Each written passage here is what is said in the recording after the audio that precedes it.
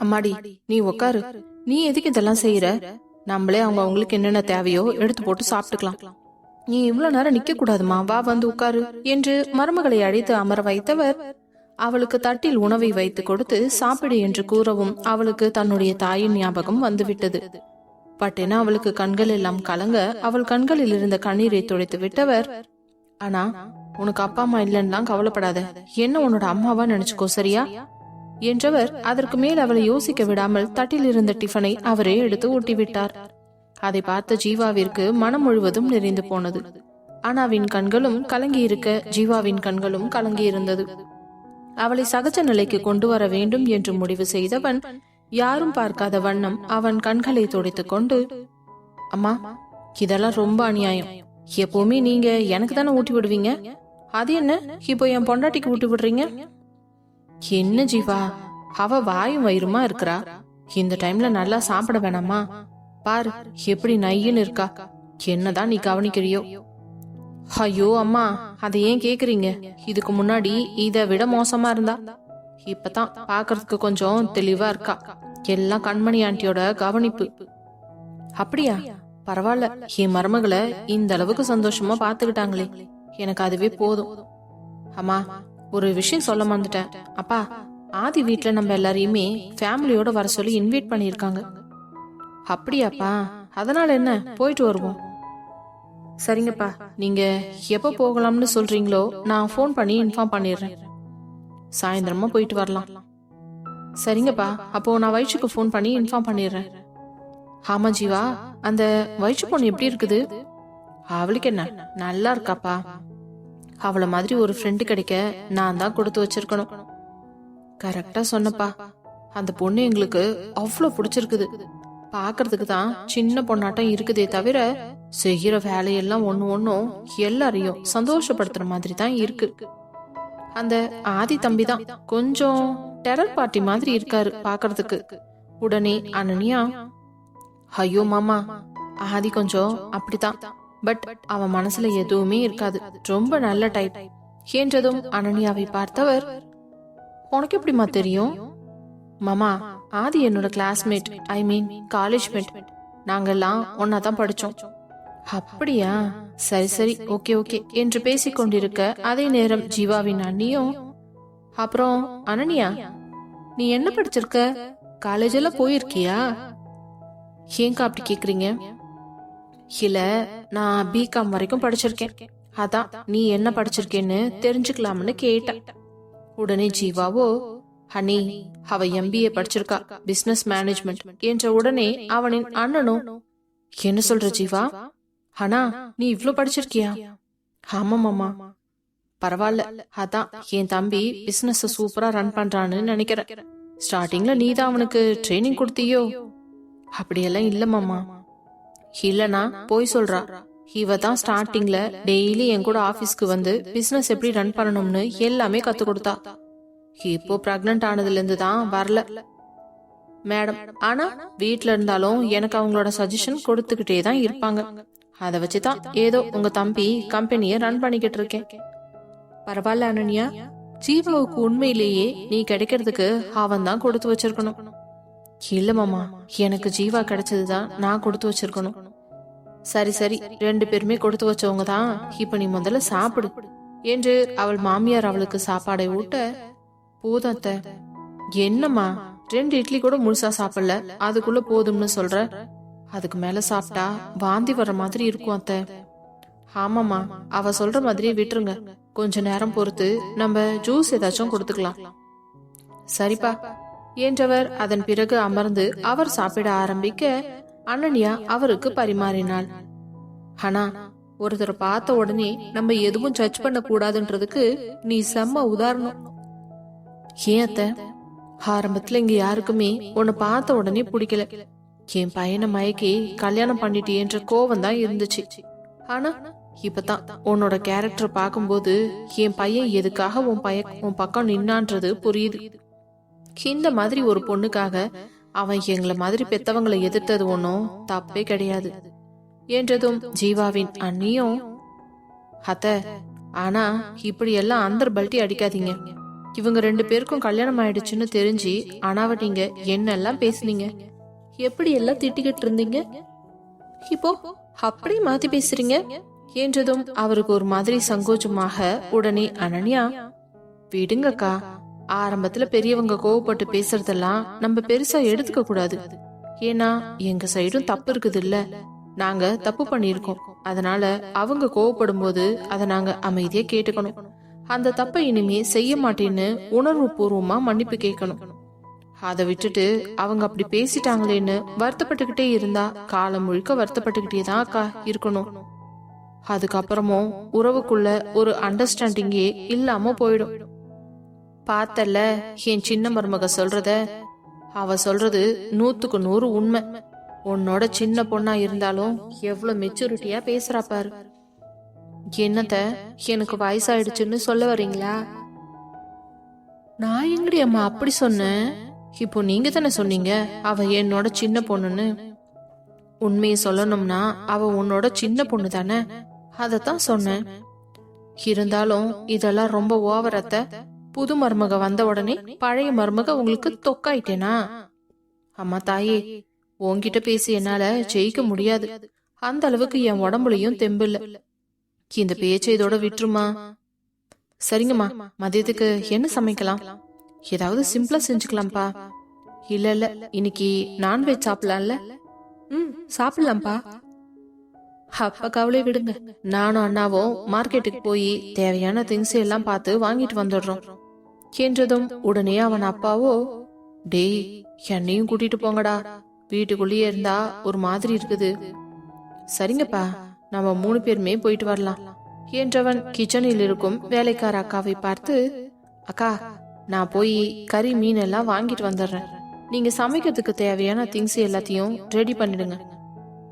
சரிங்க தம்பி என்று கூறிவிட்டு அவர் கிச்சனுக்குள் சென்று விட, என்ன ஜீவா, அதான் நாங்க இத்தனை பேர் இருக்கோம்ல, ஏன் அவங்க ஒண்டியே செய்யணும்? இல்லம்மா, அவங்க ரெடி பண்ணி வைக்கிட்டோம், அதுக்கப்புறம் எல்லாம் வாங்கிட்டு வந்துட்டு நம்ம எல்லாரும் சேர்ந்து ஒன்னா செஞ்சிடலாம். சரிப்பா, அதுவும் சரிதான் என்று கூறிவிட்டு அனைவரும் சாப்பிட்டு முடிக்க பின்பு தனது தந்தையையும் அண்ணனையும் அழைத்து கொண்டு மார்க்கெட்டுக்கு சென்றவன் ஓடுவது, பறப்பது, தாவுவது என்று ஒன்றையும் விடாமல் அனைத்தையும் வாங்கி குவித்தான். அப்பொழுது அவன் அண்ணனும், என்னடா கல்யாணம் பண்ணதுக்கு அப்புறம் உங்களுக்கு நாங்க விருந்து கொடுக்கலன்னு சொல்லிட்டு இப்போ எங்களுக்கெல்லாம் சேர்த்து வச்சு நீ விருந்து கொடுத்துட்டு இருக்கியா? அண்ணா, இது விருந்தோ மருந்தோ இல்ல, நம்ம வீட்ல நம்ம எல்லாரும் ஒன்னா சமைச்சு சாப்பிடறதுக்காக ஆசையா வாங்கின பொருள். இந்த மாதிரி நம்ம எல்லாரும் ஒன்னா உட்காந்து சாப்பிட்டு எவ்வளவு நாளாச்சு இல்ல? ஆமாண்டா தம்பி, நம்ம பழச எல்லாத்தையும் ரொம்பவே மிஸ் பண்றோம். அப்புறம் என்ன, பெங்களூர் எல்லாம் எப்படி இருக்கு? உன்னோட ஒர்க் எப்படி போய்கிட்டு இருக்கு? அப்படியே கொஞ்சம் சுமாராதான் தாண்டா போயிட்டு இருக்குது. ஏன்னா கம்பெனி இப்போ லாஸ்ட்ல போயிட்டு இருக்கு. எம்ப்ளாய்ஸ் எல்லாம் நிறைய பேத்த வேலையை விட்டு நிறுத்தணும்னு சொல்லிக்கிட்டு இருக்காங்க. அதுல யார் யாரோட பேரு லிஸ்ட்ல இருக்குதுன்னு தெரியல. அதுல உங்க அண்ணன் பேரு இருக்குதான்னு புரியல. இதுக்கப்புறம் என்ன பண்ண போன்றேன்னு தெரியலடா. வேற ஏதாவது கம்பெனில தான் வேலை தேடணும். என்ன நான் சொல்ற, திடீர்னு ஏன் இப்படி எல்லாம் பண்றாங்க? அதான் சொன்னனே, கம்பெனி லாஸ்ட்ல போய்கிட்டு இருக்குதுன்னு. அச்சோ, சரி அதெல்லாம் விடு. லிஸ்ட்ல நம்ம பேர் இருக்குதுன்னு தெரிஞ்சதுன்னா அடுத்த கம்பெனியை பார்த்துட்டு போக வேண்டியதுதான். ஆனா புதுசா ஒரு கம்பெனிக்கு வேலைக்கு போகும்போது நீ எக்ஸ்பெக்ட் பண்ற மாதிரி சேலரி உனக்கு கிடைக்காது தானே? ஆமா கண்டிப்பா. அப்பா, எனக்கு ஒரு யோசனை. என்னடா, நீங்க பெங்களூர்ல தான் இருக்கணும்னு ஆசைப்படுறீங்களா, இல்ல சென்னையில வந்து செட்டில் ஆகிற மாதிரி உங்களுக்கு ஏதாச்சும் ஐடியா இருக்கா? என்னப்பா, நம்ம ஊரே பெங்களூர் தான், திடீர்னு அதை விட்டுட்டு சென்னையில வந்து செட்டில் ஆகி என்ன பண்றது? நம்ம சொந்தக்காரங்க எல்லாம் அங்கதானே இருக்காங்க, இங்க நமக்கு யாருப்பா இருக்காங்க?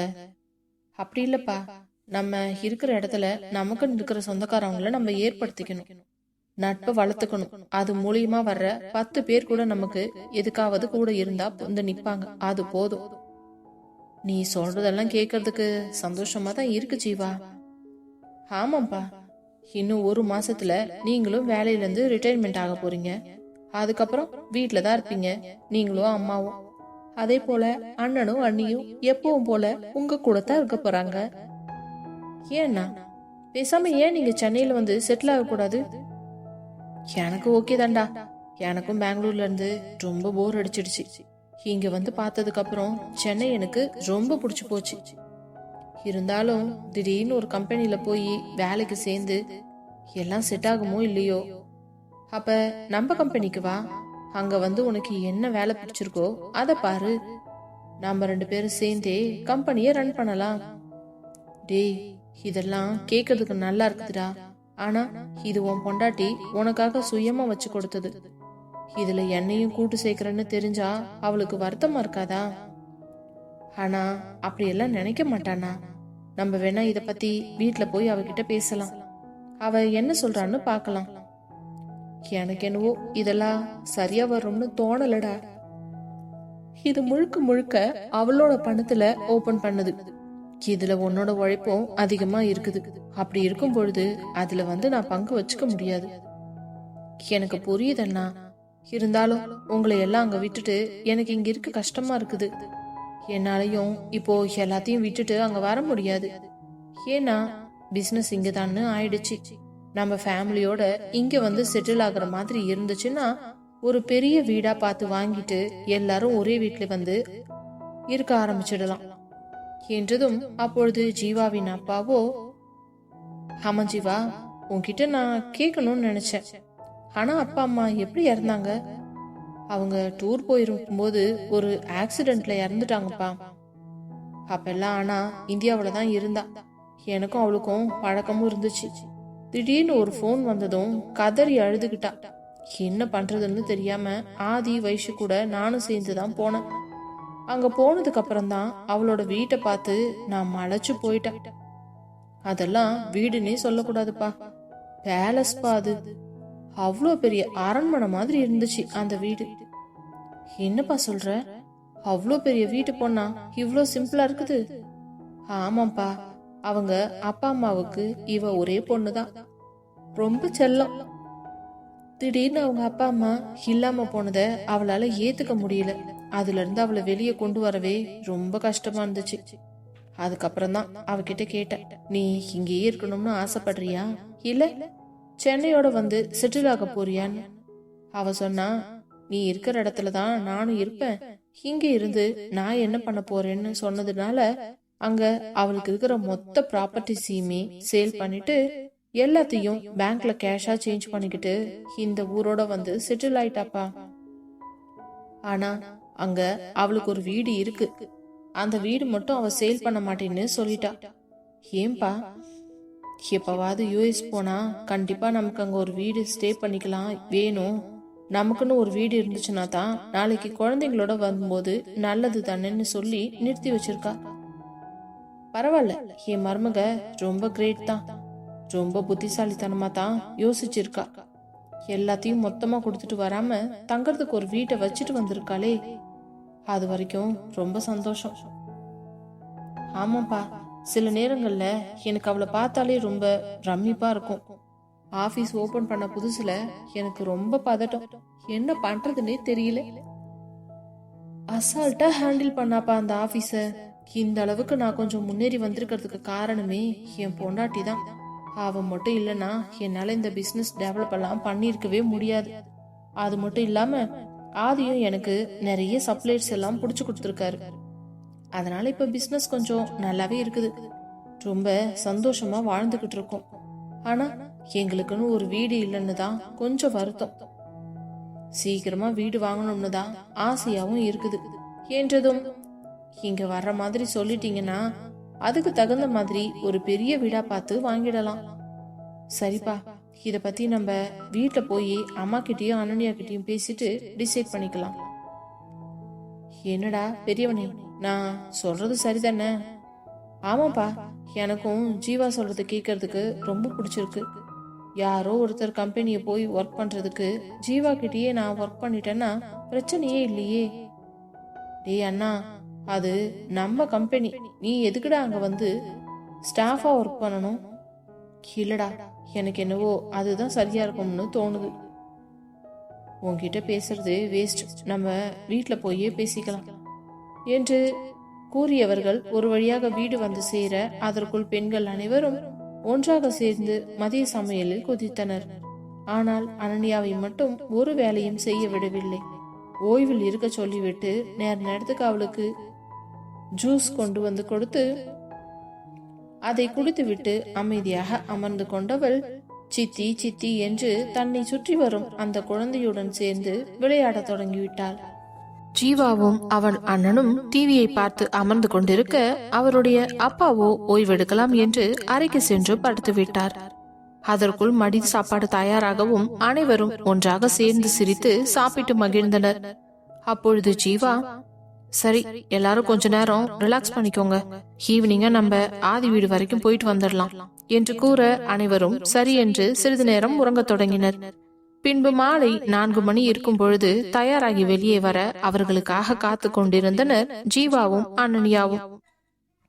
ஏனப்பா கிளம்பலாமா? போலாம்பா என்றவர்கள் அங்கிருந்து புறப்பட, ஜீவா எல்லாரும் போகணும்னா கார்ல கஷ்டமா இருக்கும்டா, நான் ஒன்னு செய்யறேன், உன் பைக் எடுத்துட்டு உன் காரை ஃபாலோ பண்ணிக்கிட்டு பின்னாடியே வரேன், நீ முன்னாடி போ, சரியா? பரவாயில்லண்ணா, நீ வா, நம்ம அட்ஜஸ்ட் பண்ணிக்கலாம். இல்லடா, ஆனா பிரெக்னண்டா இருக்கு, இந்த டைம்ல வந்து கம்ஃபர்டபுளா உட்கார்ந்துட்டு வரணும், நசுக்க கூடாது இல்ல என்றதும் உடனே அவனது அண்ணியும், அப்படின்னா கொழுந்தனாரே நானும் என் புருஷன் கூட பைக்லயே வர்றேன், நீங்க எல்லாரும் கார்ல போங்க. என்ன நீங்களுமா? ஆமா, எனக்கு என் புருஷன் கூட பைக்ல வரணும்னு ரொம்ப ஆசையா இருக்கு, எனக்கெல்லாம் இந்த கார்ல எல்லாம் பெருசா இன்ட்ரெஸ்ட் இல்ல என்று முகத்தை ஒரு மாதிரி வைத்துக் கொண்டு கூற அது ஜீவாவிற்கு கொஞ்சம் சங்கடத்தை உண்டு பண்ணியது. இருந்தாலும் அதை கண்டு கொள்ளாதவனோ அமைதியாக காரை ஸ்டார்ட் செய்து விட்டு, அண்ணா என்ன ஃபாலோ பண்ணிக்கோ, சரியா? சரிடா, நீ போ, நான் பின்னாடியே வரேன் என்றவன் பைக்கை ஸ்டார்ட் செய்ய தன் மனைவியை பின்னால் ஏற்றி அமர வைத்துக் கொண்டு ஜீவாவின் காரின் பின்னாலேயே சென்றான். கார் நேராக சென்று ஆதியின் வீட்டு வாசலில் நிற்க காரில் இருந்து இறங்கியவர்கள் கண்கள் அப்படியே மலைத்துதான் போனது. அந்த வீட்டின் பிரமிப்பை பார்த்து ஜீவாவின் அண்ணனுக்கு ஒரு மாதிரி பதட்டமானது. இவ்வளவு பெரிய வீட்டில் இருக்கும் ஆளா அன்று தன்னுடைய வீட்டில் மிகவும் அமைதியாக அமர்ந்து கொண்டிருந்தது என்று அவனால் நம்பவே முடியவில்லை. பிறகு காரில் இருந்து அனைவரையும் அழைத்துக் கொண்டு கீழே இறங்க கண்மணியும் கௌதமியும் வேகமாக வெளியே ஓடி வந்து அனன்யாவை அணைத்துக் கொண்டனர். ஜீவா, அண்ணா, வாங்க வாங்க வாங்க சார், வாங்க எல்லாரும் உள்ள வாங்க என்று அழைத்தவர், அம்மா எப்படி இருக்கீங்க? நான் நல்லா இருக்கேன்டா, நீ எப்படி இருக்க? நானும் நல்லா இருக்கேம்மா. உடனே ஜீவா, ஆண்டி இதெல்லாம் உங்களுக்கு டூ மச்சா தெரியல? ஏன்பா, நேத்து தானே இங்க இருந்து போனோம், காலையில இருந்து சாயங்காலம் வரைக்கும் தான் நீங்க பாக்கல, அதுக்கு என்னவோ 6 மாசமா பிரிஞ்சிருக்கிற மாதிரி சொல்றீங்க. என்ன ஜீவா இப்படி பேசுற?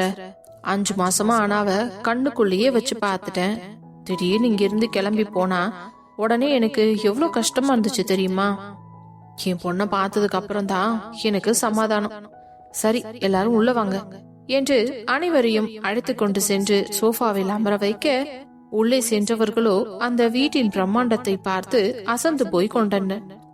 அப்பொழுது மீண்டும் வாசலில் கார் வந்து நிற்கும் சத்தம் கேட்க அனைவரும் சோஃபாவில் இருந்து அப்படியே எட்டி பார்க்க ஆதியும் வைஷுவும் காரில் இருந்து இறங்கி வந்தனர்.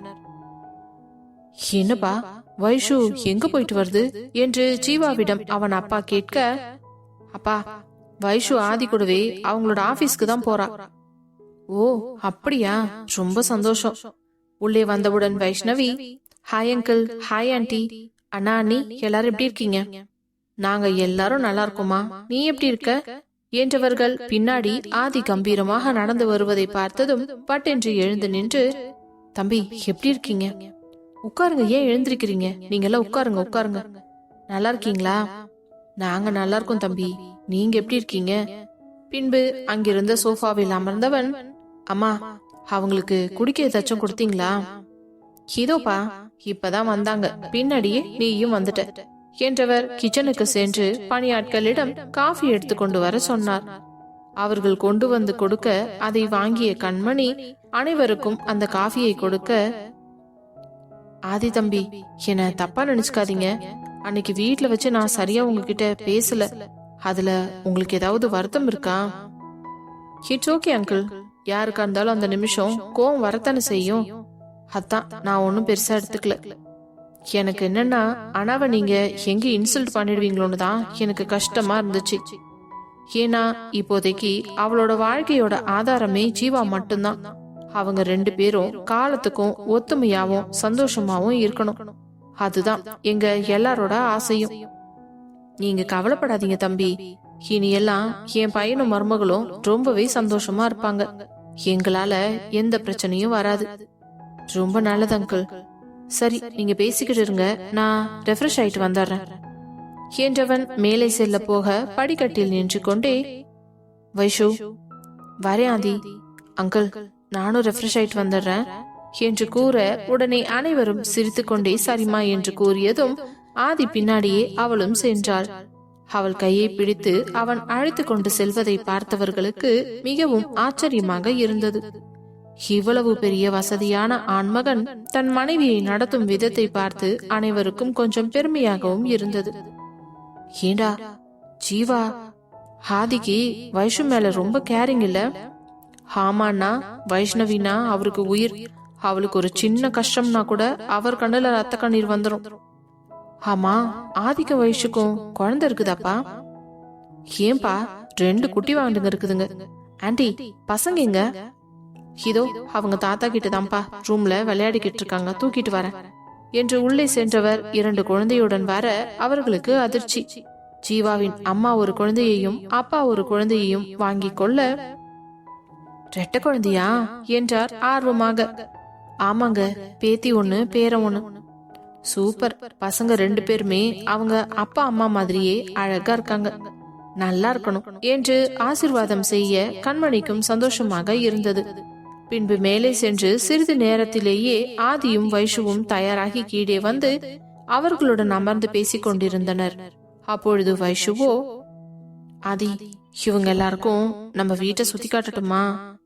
கூட்டிட்டு போ வைஷு, இதுல என்ன கேள்வி என்றதும் நேராக ஜீவாவின் அம்மா அப்பாவிடம் வந்தவள், அங்கிள், ஆண்டி, என் கூட வாங்க, எங்க வீட்டை உங்களுக்கு சுத்தி காட்டுறேன். அதனால் என்னம்மா, தாராளமா வரோம் என்று அனைவரும் எழுந்து கொள்ள ஆதி குழந்தைகளை தூக்கி வைத்திருந்தான். அவனை திரும்பி பார்த்ததும், நீ போயிட்டு வா, நான் பசங்களை பாத்துக்கிறேன். சரியாதி என்றவள் கீழிருந்து அனைத்து ரூம்களையும் காட்டி முடித்துவிட்டு கிச்சன் டைனிங் ஹால் வரை கொண்டு சென்றவள் மீண்டும் மாடிக்கு அழைத்து சென்று அங்கிருக்கும் அனைத்து அறைகளையும் காட்டி முடித்துவிட்டு பின்பு மீண்டும் அவர்களை கீழே அழைத்து கொண்டு வந்து தங்களது வீட்டு கார்டனுக்குள் அழைத்து சென்றான். உள்ளே சென்று பார்த்தவர்களுக்கு மிகவும் பிரமிப்பு. ஒரு மினி பார்க்கையே அந்த இடத்தில் உருவாக்கி வைத்திருந்தது போல இருந்தது. அங்கிள், ஈவினிங் டைம்ல இங்க இருக்கிற பெஞ்சில உட்காந்துட்டு இந்த இயற்கை அழக ரசிச்சோம்னா சூப்பரா இருக்கும் தெரியுமா? சான்ஸே இல்ல. நான் பிரெக்னண்டா இருக்கும் போது அதிகமா இந்த இடத்துலதான் இருப்பேன். பரவாயில்ல வைஷு, ஆதி தம்பி ரொம்பவே ரசனையா தான் இந்த வீட்டை கட்டியிருக்கிறாரு. ஆமா அங்கிள், இங்க நிறையவே டிசைன் பண்ணது எல்லாமே அவர் தான். அவருடைய டேஸ்டுக்கு ஏத்த மாதிரி தான் இங்க எல்லாமே ரெடி பண்ணியிருக்காங்க. உங்க வீடே இவ்வளவு பிரம்மாண்டமா இருக்குதுன்னா அப்போ உங்களோட ஆபீஸ் அதை விட பிரம்மாண்டமா இருக்கும்ல? ஆமா அங்கிள், அது ரொம்ப பெருசு. அது மட்டும் இல்லாம நிறைய பிரான்ச்சஸும் இருக்குது என்று கூறியவளை பெருமையாக பார்த்தவர், பரவாயில்ல வைஷு, உனக்கு நல்ல வாழ்க்கை தான் கிடைச்சிருக்கு. உன் புருஷன மாதிரி எல்லாருக்கும் ஒரு புருஷன் கிடைச்சா போதும் என்று ஜீவாவின் அண்ணி பொறாமையாக பேச, என்ன நீ இப்படி சொல்றீங்க? ஏன், எங்க அண்ணனுக்கு என்ன குறைச்சல் என்றதும் ஜீவாவின் அண்ணாவுக்கு அதிர்ச்சியாகிவிட்டது. என்ன, என்னையாமா அண்ணன்னு சொன்ன? என்னன்னா ஏன் இவ்வளவு ஷாக் ஆகுறீங்க? ஜீவா எனக்கு அண்ணா மாதிரினா அப்போ நீங்க எனக்கு மாமா மாதிரியா வரும்? இல்ல இல்ல, நானும் அண்ணாதான். அப்ப நான் கரெக்டா தானே சொல்லியிருக்கேன். எப்படிமா இப்படி உன்னால மட்டும் முடியுது? அண்ணா, ஜீவா கல்யாணத்துல அனன்யாவுக்கு நாத்தனார் முடிச்சே நான் தான் போட்டிருக்கேனாக்கும். சோ உங்களுக்கும் நான் தங்கச்சி.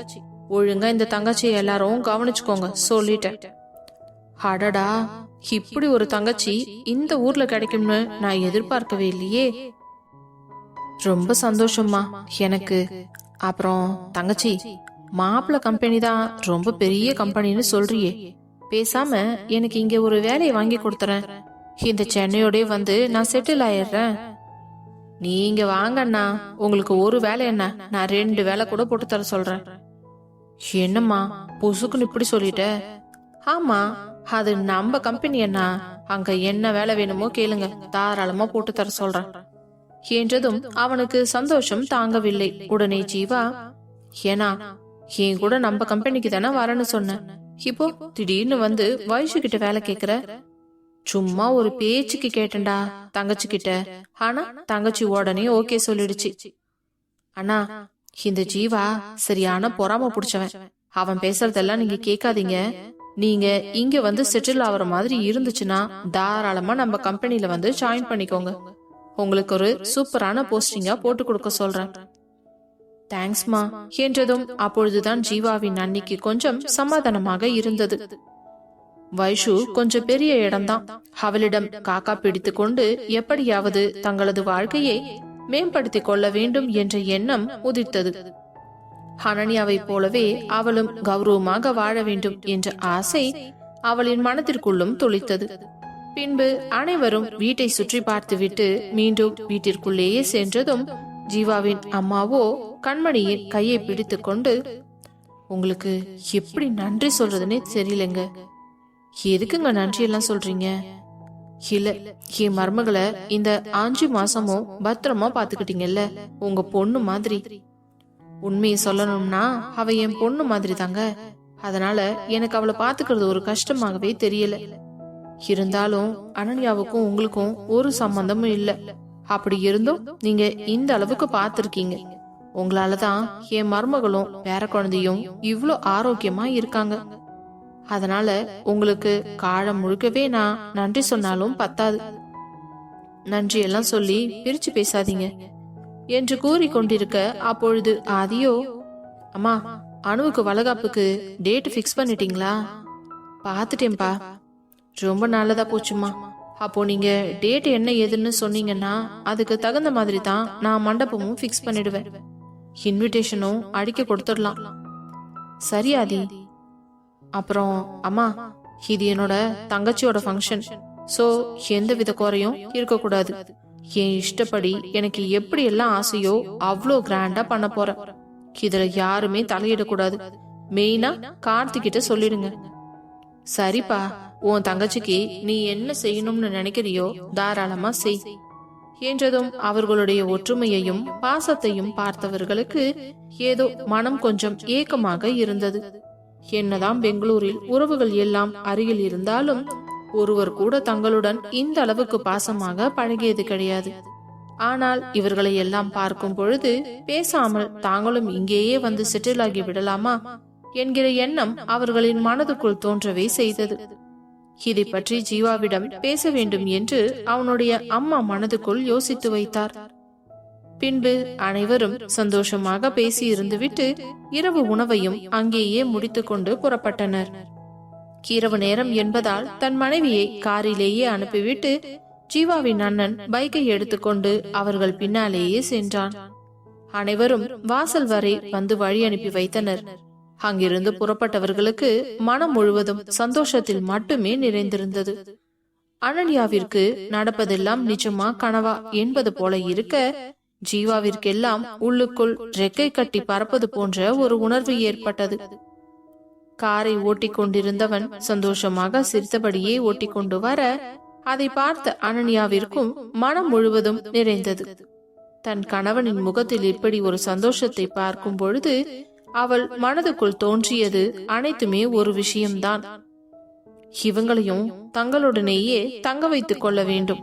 இனிமேல் இவர்களை ஊருக்கு செல்லவிடக் கூடாது என்பதில் மட்டும் மிகவும் தெளிவாகவே இருந்தாள். எப்படியாவது இங்க வேற ஏதாச்சும் நல்ல வீடா பார்த்து வாங்கிட்டு எல்லாரும் ஃபேமிலியோட இங்கேயே செட்டில் ஆயிடணும். அப்பதான் என் புருஷன் மூஞ்சில இப்படி ஒரு சந்தோஷம் என்னைக்குமே இருந்துகிட்டு இருக்கும். என் குழந்தையும் பிறக்கும் பொழுது அவங்க தாத்தா பாட்டியோட சேர்ந்த மாதிரியே இருக்கும் என்று மனதுக்குள் நினைத்தவர் இதை பற்றி இன்று ஜீவாவிடம் பேச வேண்டும் என்று முடிவெடுத்து கொண்டார்.